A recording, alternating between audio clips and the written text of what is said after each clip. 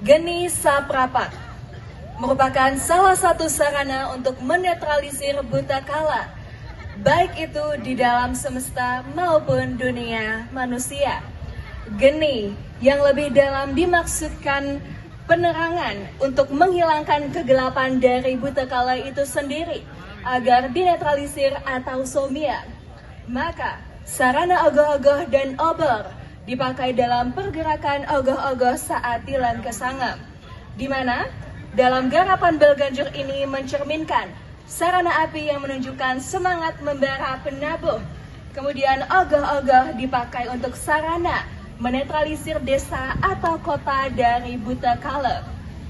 Maka dikemaslah suara vokal untuk mencerminkan suasana tersebut. Dan juga saat akhir dari lagu ini menggambarkan api obor yang meredup hingga padam. Jadi penata mencoba mentransformasikan tabuh bela ganjur tersebut dalam prosesi pengerubukan saat tilam kesanga.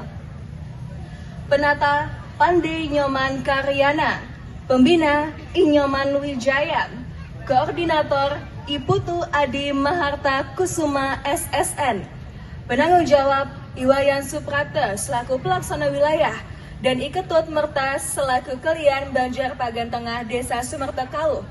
Pendukung gamelan pengrajin gong Ratna Karya Tatasan Kelot.